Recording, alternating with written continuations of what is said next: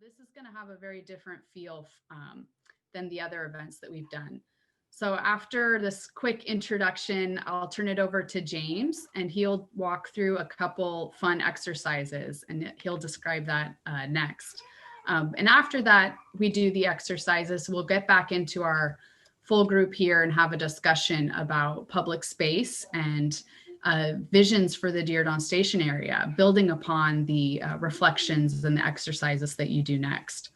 And so we will be taking notes, and any feedback you provide, we will be taking into consideration as we work on the various plans affecting the Diridon area. This includes the draft amendments to the Diridon Station area plan, the review of the Google's proposed Downtown West mixed-use project, mobility plans that the city's Department of Transportation is leading. So that's just to name a few of the big things happening downtown and in the Diridon area. And so after that discussion, we will make some time at the end of this event for some Q&A with city staff. So tonight we have Jackie Morales-Frand, our housing director, Jose Ruano, the project manager for the Diridon Station Area Plan Amendment, Eric Eidlin, Station Area Planner with the Department of Transportation, and Larissa Sanderfer, who is a Parks Planner with our Parks, Recreation, and Neighborhood Services Department. And so this is the last engagement event of 2020 that we have on our calendar, but we will be doing more outreach and engagement next year. The target for consideration for Downtown West and the Diridon Station Area Plan is spring 2021. So we are at the very back end of a long process for these big planning efforts. And so we just really appreciate your time for being here and making time in your evening. And I'm just so excited to hear from you. And so with that said, I do want to plug, hopefully you've all seen the website, diridonsj.org is the place to go for all things community engagement, has a ton of background information, a lot of resources, including meeting recordings to learn about what's going on. So with that, I will turn it over to James. Good evening, everybody. My name is James Rojas, and I'm a city planner / artist. And yeah, we're gonna have a pretty kind of chill out urban planning workshop where we're gonna look at. It's gonna be a little bit of a scavenger hunt and a little bit of a show and tell, because I've been doing these workshops. The whole idea is to really think about, how do the intangibles, our memories, impact the city? So most planners, we're very much about the brick and mortar, very much about the map, about the policies, but our bodies tell us a whole different story about city planning, about the city. When we walk down the street, when we hang out with our friends, these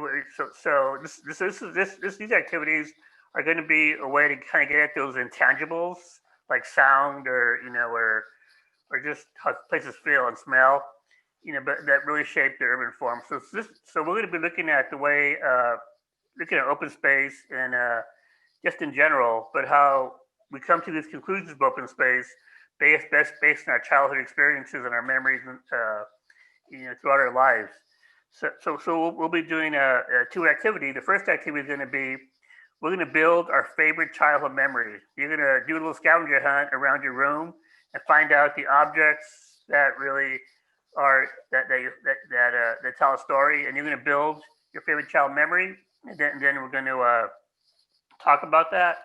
And after that, when we get our when we get get it all together, we're gonna then build your ideal open space. And it could be any open space. So the whole idea is to get you thinking about how your childhood impacts your DNA for city planning. Because that memory, that good time is part of what you're looking for as an adult. You're either conscious or subconscious about that. So I'm really happy to be here. I'm really happy to be working with San Jose Jazz for having invited me to kind of do the workshop. So with that said, we could probably break out in little breakout rooms, Maximo. So we're going to go ahead and breakout rooms, and I'm going to lead one, and so is Hugo going to lead one of the activity. Okay, yeah, I'm not quite prepared yet, so I'm just going to assign them randomly and then make sure I'll move some people around after that. Okay, so you can get started. Well, that's okay. You can take your time. Well, I could do a little more song and dance. So yes, this would be a fun activity, and I've done over 1,000 workshops all over the country, different topics, different experiences. The whole idea is to kind of measure, talk about your kind of intangible experiences of places that kind of make it magical for you, make it special. As planners, we don't have too many tools that do that. A map doesn't do it, or words sometimes don't do it. But when you use your hands, you really talk about your senses and your experience of places, and really tell the different story about planning, versus writing or talking. Your hands tell a different story, and I think that's what we want to get at. Is kind of how do we get a kind of comprehensive idea about what the station could feel like, and go beyond just the uses of it. So this is a good way to measure stuff like that. 1, 2, 3, 4.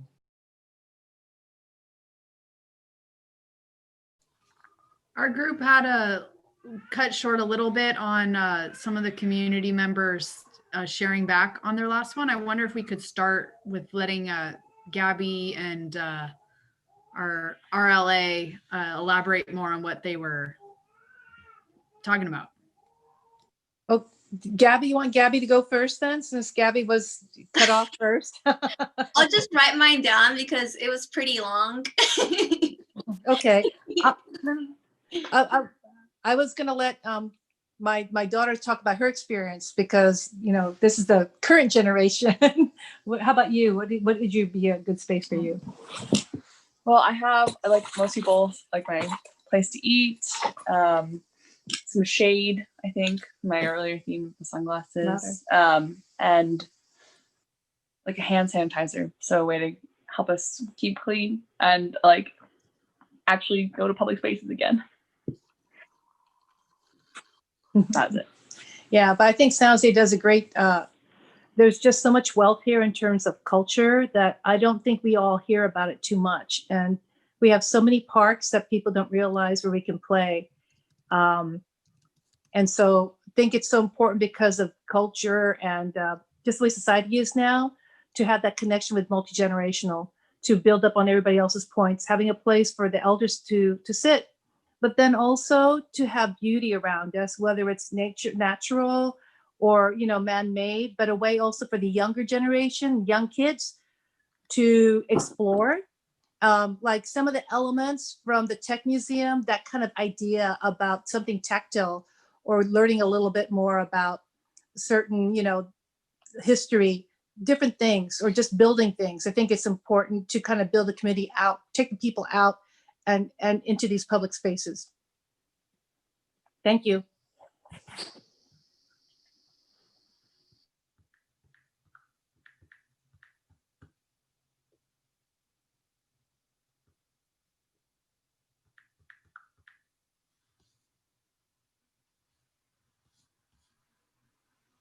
Hey, James, I think you're on mute. Sorry. Yeah, so I guess thank you, and thanks for participating. So in our room, we had everybody talk about the favorite child memories, and it was a really good insight to the history of San Jose. People talked about stories about farms and grandparents and all the Santa Cruz and all the different locations there. And then for their ideal spaces, they wanted to see kind of nature, multi-generational. They want to see a destination within a destination, which I thought was interesting. So really kind of having the city converge on this kind of public space where everybody's invited, and really kind of highlighting the memories of San Jose, their culture, in the built environment, and looking at, all the multicultural, groups of San Jose, and also the multi-generational with different types of, for older people and younger people, playground for kids. So just a really kind of well-rounded public space. And so I think it was really interesting as kind of getting our themes together. So we had a really good session. So Hugo, let's hear from you, your room. Yeah, thanks, James. So our room, we had some really good things that in the childhood memories phase. That part of it was a lot of outdoor memories. And so that was obviously, perfect for what we were going for here. But I think some of the other themes that we kind of had around that were around, having something of a meaningful, be a part of the memory, right? And For some, it was a historical item. For others, it was like a place to play, maybe some swings and things like that. Others, it was flowers. And so it was just these things that you think of when you go outdoors, that spark those memories in the early childhood memory, right? And then moving on to the ideal public space, we also had that theme of making these meaningful places, but also that places for people rather than places for cars, quiet places where people can think and chat, and there's not a lot of noise from different things like cars and things like that. And so just that kind of a theme came out a lot as well with us. And again, the theme of having a meaningful connection to our history, incorporating some of the early industries of San Jose, incorporating some of the meaningful history, like the San Jose clock tower that John mentioned, and things like that. So just places to sit, of course, things of that nature, and community garden. I think I didn't mention that one, and water features were also another one. So that's great, thank you. Yeah. So the whole idea is to capture all these kind of intangible elements of public space or space that that's not really brick and mortar, but all the intangibles really shape the way we experience the city. And I think for us as planners and developers, architects, and community members, it's really important to get the feel of the place right. Because sometimes we can plan things and get the land use right, but we get the feeling wrong. But this way, we want to understand what this feeling should feel, what this place should feel like, in order to tie it all together at a transit station, at a place of sound, at a place for people to come together, and all the different things. So by having you go to your childhood memory, you can really kind of tease out what really matters to you, what kind of experiences that really matter to you: smell, sound, water, people, and then kind of apply those to the public space, because that's going to make these kind of public spaces really enduring for us. You're going to go back there again and again and again, and you're going to bring your children back there because it has a lot of meaning for you. You want to capture these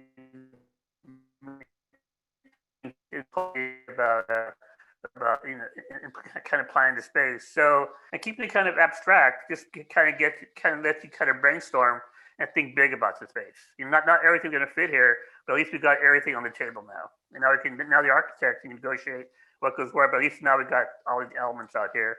And it's kind of like free thinking, brainstorming. And by using your hands and memories, you really kind of trigger these sensory-based details that are really important to you. If I just asked you what you wanted, you'd say, just X, Y, and Z. But having you feel it is a very different experience. And that's what we want to get out with. That's what we got out of this workshop. Is how you feel about these spaces and how we can make a really enduring public space for the train station. So that's going to be a space for everybody to kind of come together, and it'll be your first glimpse of San Jose. So we have, I guess, how we have a minute for questions or comments or something, or you guys have a good time? Yeah, I did. This is Carrie. Can I add something, James? Yep. Yeah, I thought everyone's comments were really on point. So I'm just going to say ditto. The one thing I was going to add is when I think about, great places in my mind, I think about why I want to go back. And maybe it's because there's something new there. There's something that's permanent and iconic, but also something that's dynamic and changing. Right? So there's an opportunity for something that's temporary and creative. So you feel like you want to go back because you didn't see the same thing that you saw before. So just there's something about iconic and punctuating, but also something that makes you want to return. Yeah. And that you also feel safe and included. Yeah, that's a good point. Yeah, that's a really good point. You're having a balance between memory and innovation. How much our memory sets up to think about things in different ways. But starting from a point of of endurance and then kind of going out from there. That's a good point. Okay. Can I say something? This is Tessa with Nancy. Can I say something, James? Huh? Yeah, you go ahead. Yes. Oh, good. Well, one of the things that John Mitchell really brought to our community was about the historicness of our buildings, and being that we're working on the downtown station area plan, how important that historic building of the Diridon station. And so it has so much history in it. And that's what James was saying, that we need to be able to talk to each other about our history and, what it means. And I know this is a real contentious area. So just really wanted to bring that up, the importance of saving that Diridon station. Yeah. Because it's a work program act of FDR. And how that's really the importance of, as we move into a green economy, to have government supporting what we're building. And that's what they did with that work program act after the Depression era, and how we put people to work. And that's what Joe Biden is saying. And so really keeping ourselves to focus on that. And I'm hoping, I'm just making a ploy for that as something that's so important to our community, is to keep that building. And John just really made it so critical that that's what we talk about with each other. We talk about our history. And so, and especially as we go forward in climate change, and we need to develop green jobs, I think that's really important. So anyway, I just wanted to plug for the downtown, for the Diridon station, because that's what it's all about, is the Diridon station and keeping it. Yeah, it's great. And how can this landscape support that building, support that work around it? Okay, Right. Well, thank you for participating. It's 7:02, and I think we're doing, the city's going to do their little. Lori's going to talk about any questions or comments, or. Yeah, so this last segment was just reserved for staff to be available to talk about public space or anything else. So we thought we'd open it up for questions. We do have tons of presentation materials and slides if you had questions about process or the plans themselves. So it's very open-ended. It's whatever you all want it to be right now. So we can just see what you guys want and need from staff right now. So are there any questions? Yeah, go for it. I was just going to say, first of all, thank you to all of you to allow us to come in and kind of experience this and chat with you all about it, because we're so busy working about work and, all these other issues that are going on, that I've missed, like, what are the plans? So is this activity to help plan around the Diridon area? And I like the point that was made earlier by the other speaker, which is to not to forget about the roots of these particular buildings, but to build upon it. So that gives us legacy.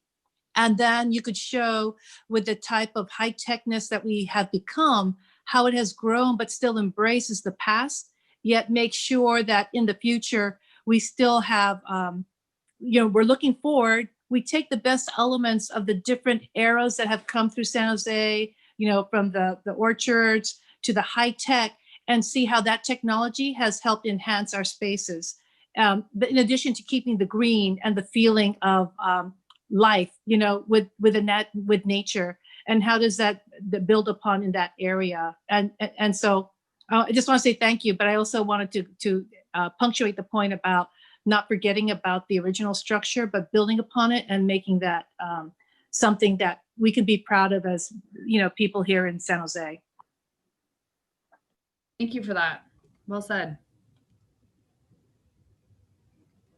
I also had a comment. I think the Lincoln Arts Mercantile, where HAPA's is housed, I think they did an amazing job of preserving the culture of San Jose and the history. Every time I walk in there, it just, it feels so good, and it feels like it is a piece of history. I would love, if the Diridon station and public space had some similar elements that, gave you that feeling. And I also had a question. I wanted to know if I know the Salesforce Transit Center just finished, I think, was it last year? So I want to know if there's anything that, the City of San Jose team has picked up that they would like to implement, like similar to what they've done. I know it's like a public-private partnership. The park is like privately funded, is it, I think? I might ask Eric Eidlin if he's familiar with that project.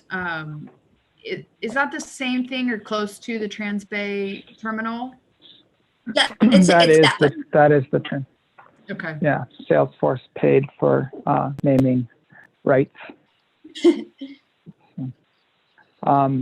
So I missed the last part of your question. I heard the first part, but if there was any specific, elements of the development that the city, would be inspired by, because it is a public-private partnership. Salesforce and the City of San Francisco, and May I I know they do that? a lot of public programming. I don't know who funds Yeah. that. Sure. May I speak to that? This is Carrie. I'm Carrie Adams Tapner. I'm the director of the Office of Cultural Affairs. The Salesforce Tower was actually developed by Boston Properties, and Boston Properties is actually a developer that has a site in our downtown that's going to be doing a very large project adjacent to Discovery Meadow. So I have a lot of hope and aspiration for that project. And yeah, I agree that there's a lot that we can learn from that. And I think some of the things that we can learn from that is about the public-private partnerships and the integration of nature and creativity and technology. And that particular location is something that you can experience at different times of day, whether it's during the day or at night, right? So there's a lot of things that we can learn from that. I think that's a good model, and that's a good case study. So thank you for bringing that up. yeah, and I could just add. So Gabby's right. It is a great public-private partnership model. In fact, a big piece. I actually worked for the FTA, the federal government, on that project, and the land sale. Right, it was made possible because of the Loma Prieta earthquake, which brought down the Embarcadero Freeway, and there was land available in a central location, that land that had a lot of value in downtown San Francisco. So, and very complicated financing package, which in a way it's pretty different from our context where, we're going to have a master developer with Google. But anyway, definitely some important, some things to look to. In terms of the design of the station, I think it's also pretty different. Salesforce is pretty, I think a lot of people think it's a great iconic structure. The challenge there is that the big public space is essentially 5 stories up. So it's not something that you, as a matter of course, just pass through. Or so that's one challenge. It's such a tight urban context there that it was good that they were able to do that on the roof, but it has drawbacks being so high up. And then in terms of the programming, Carrie's absolutely right. There's all these great, gardens, plant species from all over the world. I think there's some discussion in San Jose whether that's what we want. We want more of something to observe, or do we want more active, open space that we can actually use, play some soccer, whatever. But it's definitely an impressive project, but we're thinking about it critically too.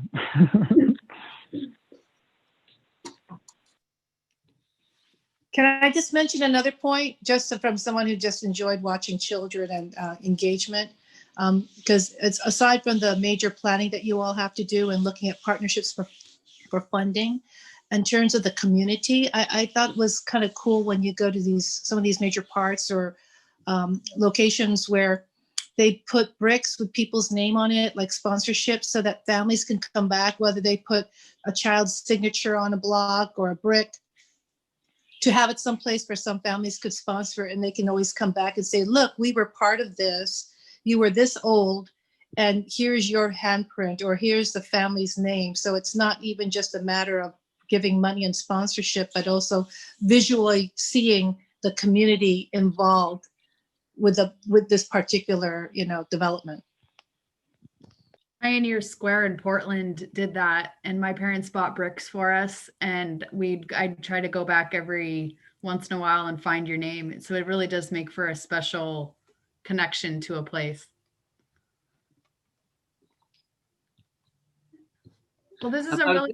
I was going to mention. Yeah, it just really kind of kept sticking with me from our breakout session where Hugo had asked us to design our ideal space, and it really I don't know, it kept rattling in my brain how much that word around ideal and sort of translation into ideals of, well, what are our ideals in terms of San Jose planning this whole area and thinking about the importance of this transit center and the people passing through there and communicating some idea of what is San Jose's ideals? What is San Jose about? How is that being communicated through the creation of this sort of place here?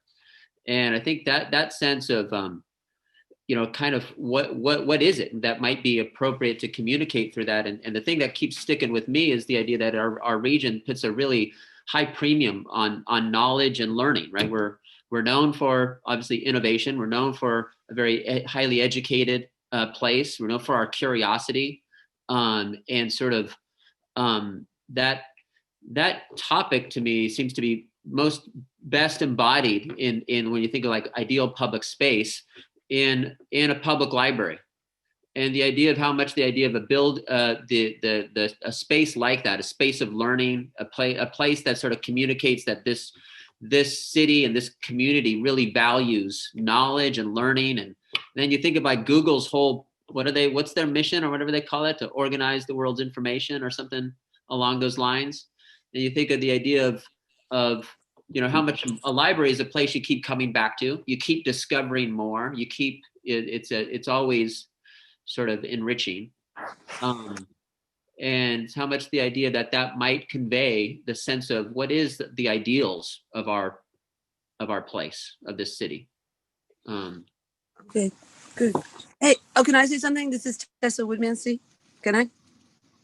I think Anne has had her hand up for a little while. So okay, good. To Anne and then come back to you, Tessa. Okay, good. Thank you, Lori.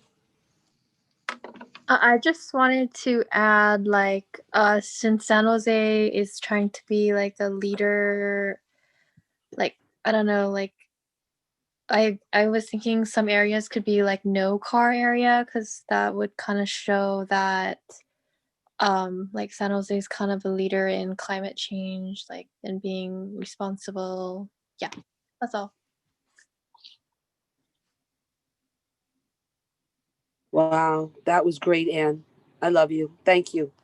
And I was thinking about what Brendan said and what Anne said. Brendan was saying, I think I'm saying his name right, is that he was, we are the level of the science and technology and leadership, and what Anne is saying about climate change, and that we really need to do that. And when we look at the downtown station area plan, one of the things that is what we call it, it's a bad thing from the past is the SAP Center.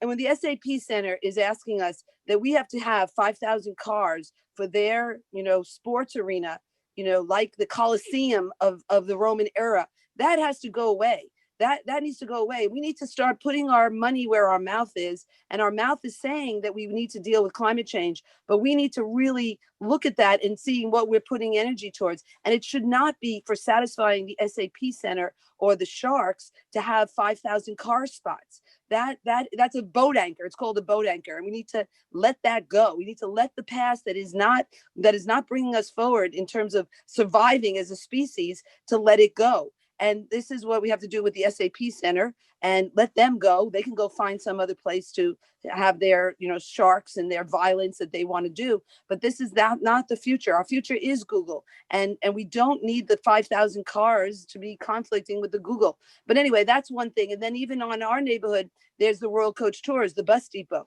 the diesel bus depot. That's another boat anchor that needs to go. And we need to start taking out of our community the things that we don't want to go forward. And, we shouldn't be putting even our federal dollars towards fossil fuel based industries like the airport. Oh, that's another thing that needs to go, is the airport. And so this is where we need to be building for our future that is fossil fuel free. And then the only other thing was in regards to, our architecture. That's very important for our public spaces, and San Jose has not done a good job with that. And so we need to really make sure our public spaces, our architecture is very beautiful and something that's enjoyable to watch. And the only other thing is, my third thing, is that our art needs to be evaluated. What is put on our murals, that we have this mural on the Whole Foods building that is supporting of the SAP Center and the Sharks. That's horrific. And we shouldn't allow that to happen in our community when we have these 7 stories tall and 7 stories wide murals. That needs to be evaluated. What is the message that we're sending our community? And it really needs to be looked at, and not to say, oh, well, they're a private business. That's what our Deb Davis said in terms of our council, because we were complaining about the horrible white building, and then they sold it to a corporation to put a logo on. And this is what we really have to be looking at our art that we're showing. And I guess I'm saying that it needs to be evaluated. And I think it should be. I think it should be messages of the way we need to go as that are inspirational, not violence like that, billboard of the sharks eating up their competitor in their stomach. And, this is the type of art that we're putting in, saying it's a private business. They could do whatever they want. That has to stop. That's it. Thank you, Tessa.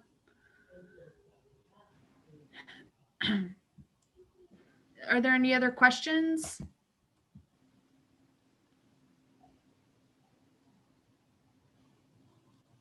Any other reflections on what your ideal public space for the Diridon area would be? Any dreams or visions, hopes?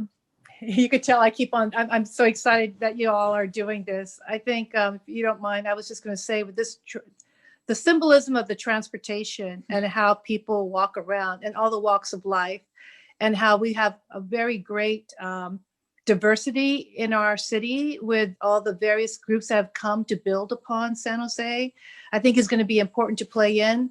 To Tessa's point about looking at what we bring into the city, I haven't been involved in any city council meetings. When I came from, I moved back here from the East Coast in a small town that had, ordinances, but they did have things called proffers, which had guidelines about what people could build, or those kind of ordinances, and review. And so maybe, because there has to be a transition, there's money involved to help fund things. So, to Tessa's point, yes, we have to work towards something that's more green, but at the same time, maybe be able to work it through and to help the growth in that direction by also having some kind of board. Maybe you do have proper discussions and ordinances that would help kind of mitigate these kind of quote unquote violent images that Tess was talking about, but more about a theme to what the other gentleman talked about what we represent in San Jose. So anyway, that's all. I won't talk anymore, but I really love that you're having this conversation and you let the public join. Thank you. Well, we're here for you to provide feedback, so do not worry about talking too much. As long as we're making space. Oh, Joanne, your hands up. Hi. Well, first I wanted to thank you for and thank San Jose Jazz for pulling this together and allowing us to have a forum where we could talk about our desires for the changes in downtown San Jose. And I mentioned in the breakout that I'm a third generation San Josean. So my grandparents came here as farmers, and so I've seen a lot of changes. But I'm also a preservationist, so I'm pulling for retaining the integrity of the Diridon old building and making it into a museum or a cultural center of some kind as a pathway to a state-of-the-art transit center, and maybe not as big as the one in San Francisco, but on scale for San Jose and for the people who are inhabit San Jose. And I love San Jose. A family have moved away and they can't yank me away. My roots are just too deep. So anyway, I again, thank you for the opportunity to give our opinions. And I did sit in a similar kind of workshop with Google that they had like a couple of years ago. So I see a similar theme about the open space. So I'm glad to see City of San Jose involved in that, as well as just Google. So anyway, thank you so much. I appreciate it.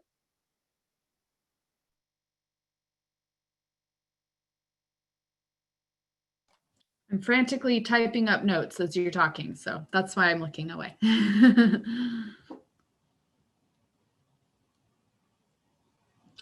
Did you wrote everything down, Lori, about SAP going away and the Royal Coach? I have Coach that in tour? there. Okay, good. Yeah.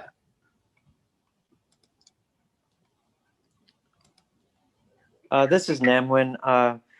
Something I didn't get to mention in the breakout room, but I thought of recently was for the Diridon area, we want to try and make it a diverse, urban, walkable environment, and considering open public spaces.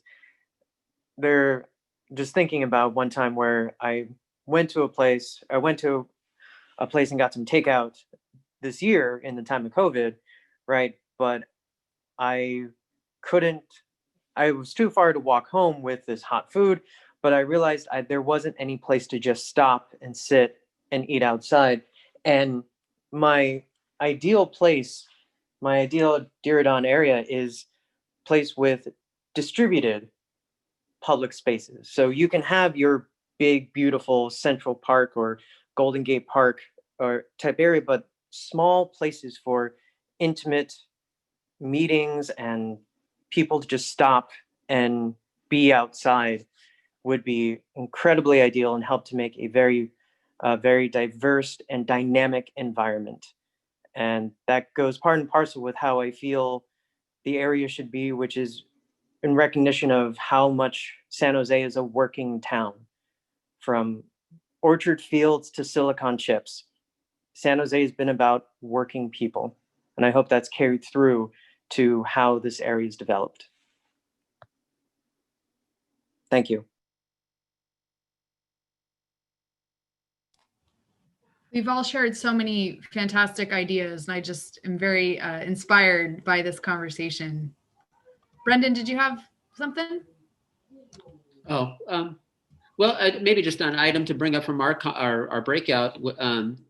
So I forget who had mentioned really about some sound pollution issues, the issue of cars and traffic and leaf blowers and all these sorts of things. It certainly had me thinking about the issue of that in terms of designing public space, we probably don't talk about sound anywhere near enough, and how it plays into designing of a good place. And obviously sound could be thought of in both negative and positive ways about what sort of sounds do you want to encourage through the design, whether that's the nature of the creek or the sort of rhythms of a train station or the music of an urban setting, to kind of be able to have music present, and how do you whether it's a loud Harley or a big truck or those sorts of things that really invade space when you're a pedestrian or things like that. Can you design to prevent that? Oh, I have a suggestion, Brendan, about that. We do need a comprehensive noise ordinance so we don't have engines, what are they, mufflers and, motorcycles and the leaf blowers that we need to have, rakes and brooms and that type of thing. So it has to come into we need a comprehensive noise ordinance to create that type of address those type of issues. And only one thing I was suggesting is having like the way they have pianos outside, or that makes a really nice thing. As a suggestion, I thought that was neat when they put pianos outside and people would play. So that's a suggestion. Yeah, Lori, I think a few weeks ago we did a sound workshop for San Jose Jazz, and it was incredible. People had to build their first memory of sound. And we did incredible stories about sound. From the church bells of Fruitvale to the windmills of San Jose. So sound has a really important part of how we experience space. So I think that might be an interesting concept to explore for the public space of Diridon, is what sound means to people and how sound has all these triggers for people, for memory, for comfort, for safety, just to experience that as part of the whole design.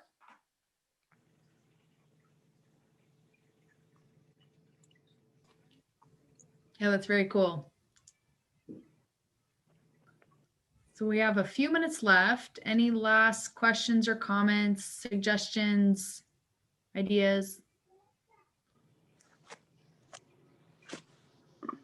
I hear my husband playing on our Google Home some jazz right now as you're saying that. So Will there be a follow-up? Will there be a follow-up that you'll send out? Is that going to come through San Jose Jazz to see if there's any other events or any topics to share with planning and, these kind of events? So is there going to be a follow-up? Is it going to be a different topic? Yeah, we'll be doing more outreach next year as we lead up to the Planning Commission and City Council meetings where they'll consider adoption of the amended Diridon Station Area Plan, as well as the Downtown West project, which is Google's development proposal. So if you go to diridonsj.org, there's the contact page. You can sign up for email updates, but I might ask if to get the RSVP list from this event, and then we can just automatically sign people up. Or you can opt out as well if you don't want that. No, thank you. Yeah, I'd like to continue to watch what's going on. Thank you so much. Yeah, no problem. Thank you. Oh, Lori, let's see. Lori, okay, I guess we have the last 2 minutes, 3 minutes. But when we're talking about Royal Coach Tours on Stockton Avenue, I really see Stockton Avenue as a grand boulevard, and that it is the entry into the Google Village. And I think it really, when we're developing it and it's just going to lens in, that's a problem. So it really needs to go all the way to Taylor, so it becomes the Grand Boulevard. And with Royal Coach Tours, that they have a parking lot. When my husband is a biologist says that any open land that's not developed, that doesn't have buildings, that we need to grow food for urban sustainability, food security, food sustainability. And this is the era we're going into. And so that's where we would, and to preserve the mountains. I think it's really important that we don't build what's planned in our general plan, which is to have like 120-story office building across on that east side of Stockton Avenue. And that needs to change. All the office buildings, we don't need office buildings, we need housing. And, and anyway, just also to preserve those mountains and the viewscape of the mountains that are on the, east side. And then we would grow food there that we really, it could be an eco village. I mean, we could, change the Royal Coach Tours, that big lot, to become, housing, but with orchards and food production. So that's the vision to, people are saying historic. The real historic is Mother Nature, because we're really losing that. You got the memo about the butterflies going away. Well, that's just the beginning of the end. And so we really we can't wait on that to bring back nature. We have to bring back nature. And food is part of nature. Oh, good. You wrote that down. Good for you, Lori. Love you. Thank you. Typing as fast as I can. You're doing a great job. Thank you, Tessa. And thank you to everyone for being here and for all of your thoughtful comments and just what a great discussion. And thank you, of course, to San Jose Jazz for convening this and organizing it and for the creative thinking that you've brought to our process. So happy holidays, everyone, and have a good night. Well, I had a really nice talk soon. Okay, how to go. Thank you. Happy holidays. holidays. Bye. Bye. Bye. Bye.